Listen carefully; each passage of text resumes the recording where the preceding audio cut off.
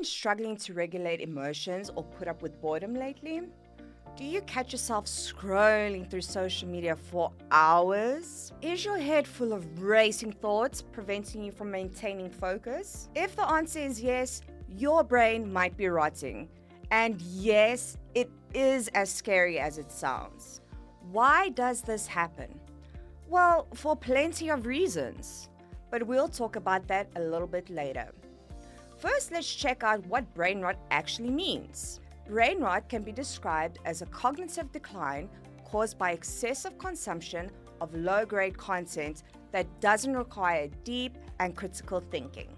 It hinders our attention span, critical thinking abilities, problem-solving skills, and creativity. Pretty much everything that makes us human. Brain rot actually dates way back to 1854. Henry David Thoreau coined this term in his book Walden to criticize society for simplifying and devaluing complex ideas because they require more effort, both mental and intellectual. But in the digital era, brain rot refers to a human tendency to watch low-quality online content. We've all been there, right? According to some research, we spend around 2 hours and 20 minutes on social media per day, on average. That's almost 3 days a month. No wonder Oxford University Press chose brain rot for the 2024 Word of the Year. But how does social media cause our brains to rot? Let's take a look at the science behind this. First, consuming low-quality content on social media shortens human attention span.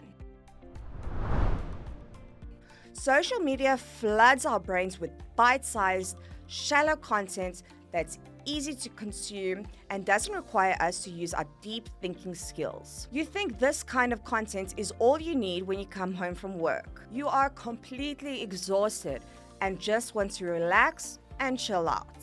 But in the long run, watching this trivial content rewires the brain to prioritize speed over depth. The constant stream of memes and clickbait overwhelms the prefrontal cortex, the parts of the brain responsible for focus and decision-making, making it harder to process complex ideas or stay engaged. Over time, this fragmented attention weakens neural pathways essential for critical thinking and problem-solving.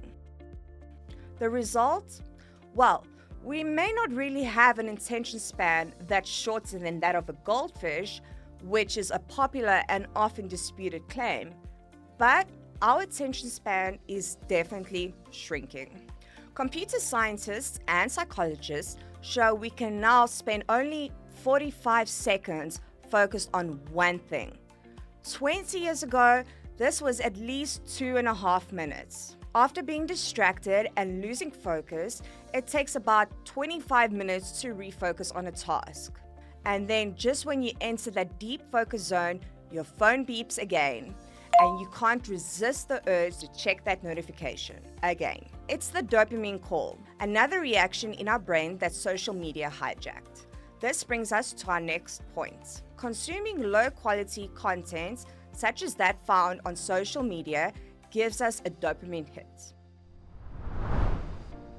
Every time you scroll through your feed, check notifications, or watch a funny video, your brain releases a small dose of dopamine, the feel-good hormone.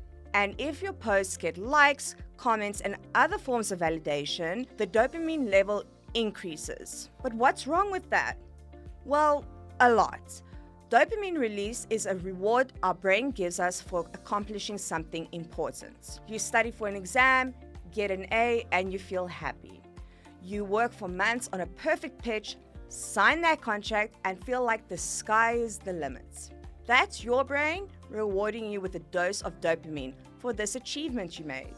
But with social media overstimulating dopamine release for every view, like, or comment, our brains get addicted. Over time, this reward system traps us in a never-ending loop. It's like getting addicted to sugar. You need more chocolate every time to feel that same level of satisfaction. Eventually, you start to feel restless or even anxious without the next dopamine dose. So you increase screen time in search for another instant hit of satisfaction. The addiction is quite serious. average Americans check their phones 205 times a day, meaning we check our phones every 5 minutes when we're awake. In the end, consuming content on social media lowers your motivation for other tasks.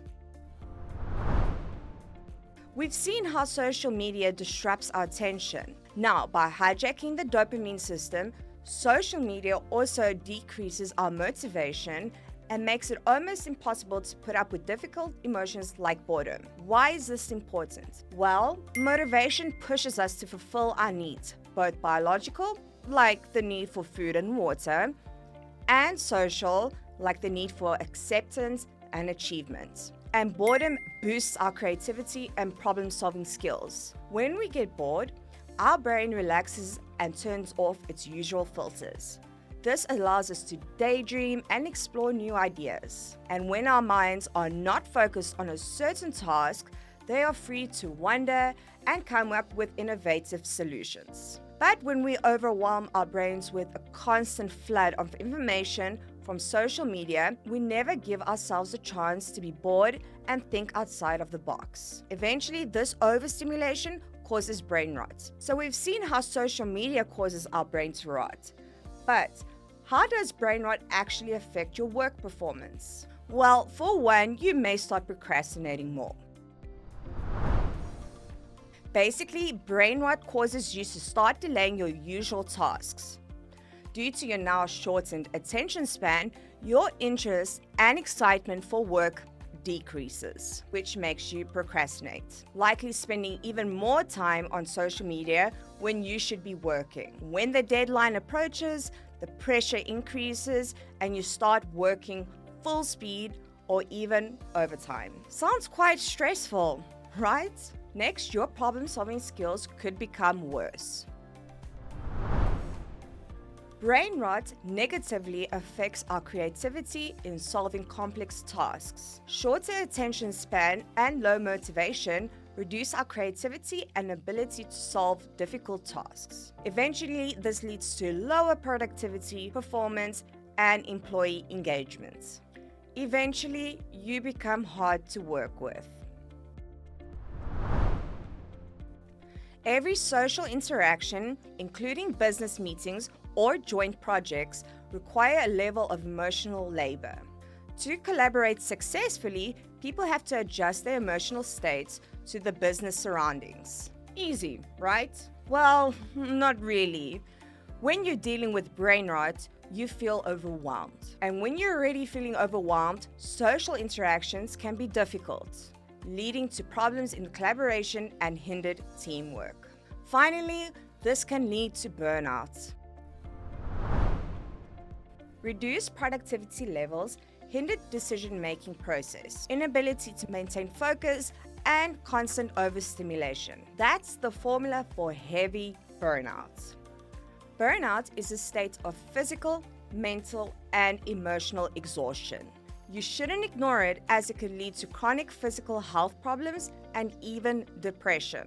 Does all of this sound alarming to you as well? Honestly, I'm terrified. But the good news is we can do something about it. There are several ways to help you maintain healthier cognitive habits and cope with brain rot. As long screen time periods strain your eyes and overstimulate the brain, make sure you take more frequent breaks.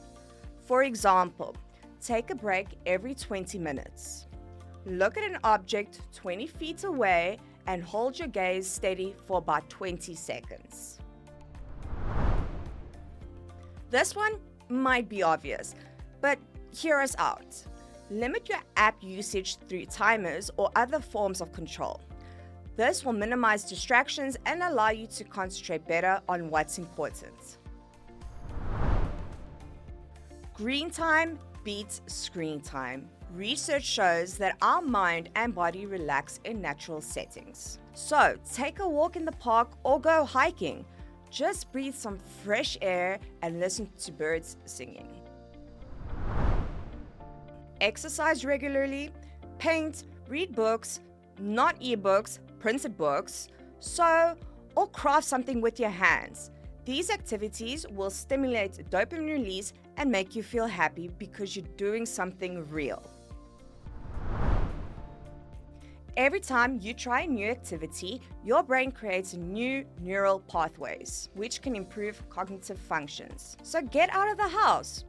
Go horse riding, camping, dancing, or whatever you want to try, but never dare to. Of course, as long as it's not illegal or life-threatening. To conclude, spending too much time consuming low-quality online content impairs crucial human traits, such as consciousness, the ability to maintain focus, critical thinking, and complex problem-solving skills. So, next time you feel the urge to doom scroll, ask yourself whether this helps or numbs your brain.